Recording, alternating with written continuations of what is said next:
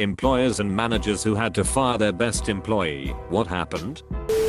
Had a great waiter, Robert Ducker, could run circles around the entire staff. He knew the kitchen as well, could jump in at prep and assist if we got backed up and still tend to his tables. Dumbus put a $3 bottle of White Zinfandel in his backpack right in front of a security camera, and while the owner was sitting at the bar eating, he was a student and working part-time. He had to be bringing in $300-500 in cash a week.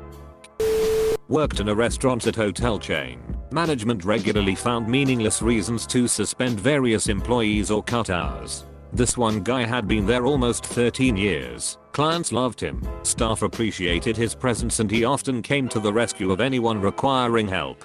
Everyone could depend on him, and he supported everyone. He had, like everyone in a restaurant, bumped heads with management now and again, like everyone. On one particular season they decided they were going to groom him in the eventuality to take on more responsibility. His position would eliminate his right to tips, but it came with insurance, a retirement plan and steady pay. He had kids, was in his mid-40s. It all made sense why someone would take that job. He would however no longer be in the union. Fast forward to the day after his training is complete. The guy comes in with his management uniform and all. Some waiter calls in sick, and instead of him calling in another employee, he decides he was going to handle a few tables and the management responsibilities. At the end of the shift, the hotel manager summons the guy into his office, like the boss of his boss. They fired him straight away. He was escorted out of the building, and our boss said there were strict rules and management working tables harmed the hotel's image. It was complete BS. He had maybe taken 2 tables and split the rest amongst the rest of the staff. Everyone basically agreed. They promoted him just to get him out of the union, to be able to fire him. A number of employees left shortly after for other various reasons. It was a sort of shaking up the coup, and anyone who wouldn't fall in line would be shown the door. Today, that restaurant no longer exists. They closed down maybe 2 years later, rebranded the restaurant from American Steakhouse to Italian French dining. New cooks, new waiters, new management. It was just sort of the catalyst or the first domino. He was one of my best weekend workers. Dependable, always on time, really good at his job. I got a call from my management on a July 4th saying we are going to need to find a replacement for name. I say, why? Did he find a better job? Me management, no. He was arrested for murder last night, so let's just say I didn't have the chance to fire him. I was dumbfounded when I got that call. Edit 1. Story time. So the story behind it is, a friend of the victim was worried when the victim wasn't answering Cal's texts. She got in touch with the landlord of the facility expressing her concerns. They enter the apartment and find her face down in the bathroom with her wrists duct taped and duct tape around her mouth and nose. She was already dead by the time they got to her. The place had been rummaged through. Well, my employee lived right above her, and just by asking him simple questions about it, the police became suspicious of him, obtained a search warrant for his apartment. They found some of her clothing along with a missing money jar of hers as well as duct tape. He was arrested that night in front of a camera crew, in his work uniform of all things. Now he is sentenced for the crime and is on suicide watch in jail. The shame is he killed a woman who had terminal cancer. Edit 2. It never came out what his motive was behind it. Probably the money jar they found in his apartment.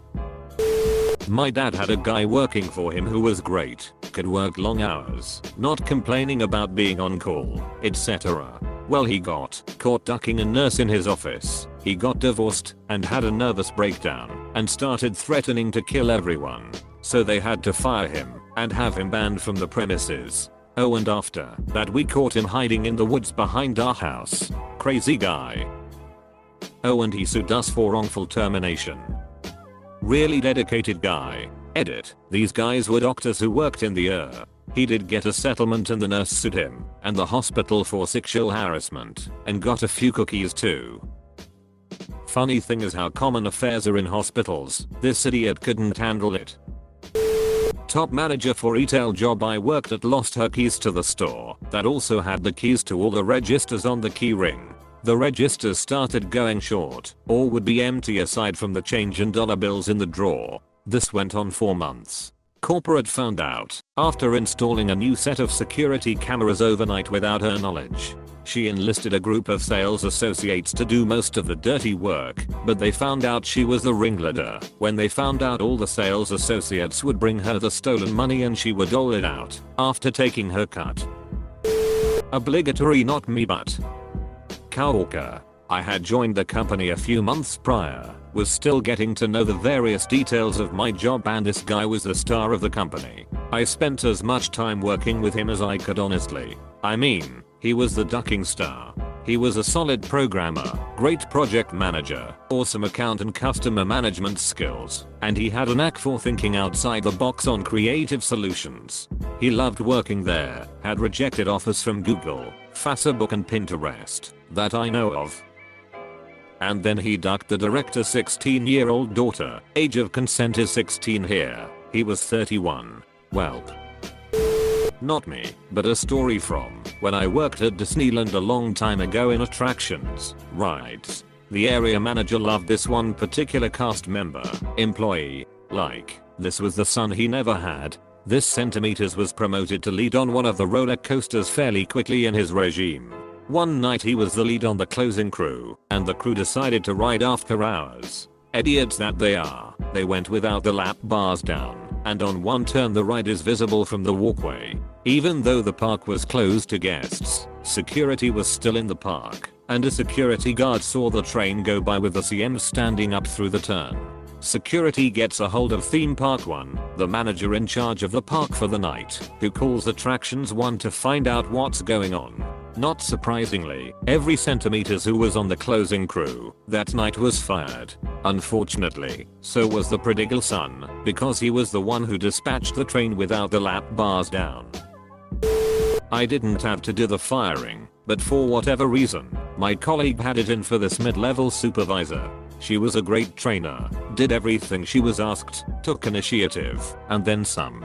She was always worth well more than what she earned, and had an absolute passion for the work. We worked with kids with autism. After a few months of having some vendetta against her, my colleague wrote her up, literally for being away from her desk too often. Her uncle had recently been diagnosed with terminal brain cancer, and she was the only relative in town who could care for him. So the time she was away from her desk, she was stepping out to cry when she felt overwhelmed and didn't want people to see her cry. I found out, after she was let go for this, that she had informed the supervisors of this when her uncle was diagnosed, and that she was feeling very emotional about it and may need to take days off, take more frequent breaks to gather herself again and remain productive. Instead of showing compassion, my colleague used this as an opportunity to terminate her despite having no other red flags, feedback, or performance issues. There was simply a personality difference and she didn't gossip with the other supervisors. And this was all done with our other colleagues and supervisors' blessings. I don't work for this company after I found out about this.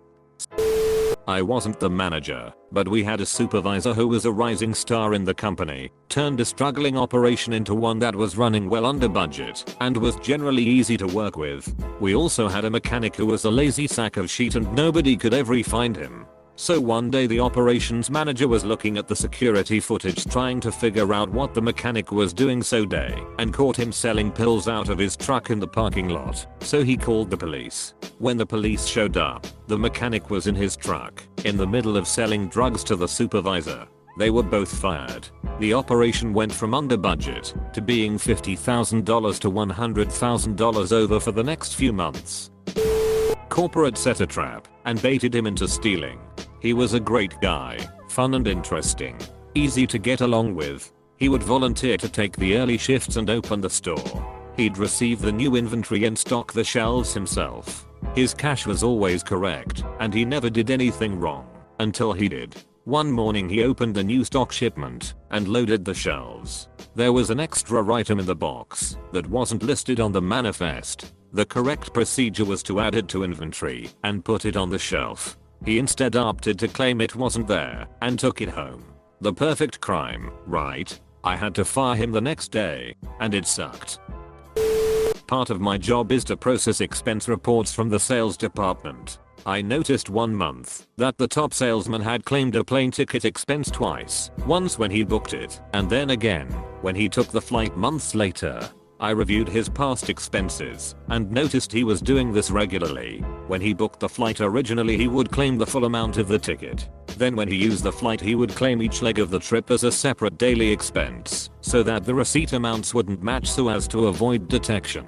This is how I figured out he was doing it intentionally. I showed the evidence to the CFO, and he was gone the next week. I only went back 3 years, but he stole about $10,000 over those 3 years. I work at a store where we have to ask for donations for the charity we support at every transaction. We are in competition with the other stores in the chain, and whichever store has the highest percentage of donations after 3 months get a bonus. Every employee, cashier or not, gets $100. Well, one of my assistant managers was awesome. Always had the highest percent of donations per transactions and highest dollar amount. She always did a great job in all other aspects of the job as well. Well, it turns out she was offering every customer her employee discount if they donated. So if someone spent $500 and she gave them 30% off, they wouldn't at all mind donating $10 to $20 per transaction. Well, it came back from corporate what she was doing, and we had to let her go. I used to work for Dell back in 1998 to 2000 in their sales department. This is due to a strike before people ordered online, so it was still a call center.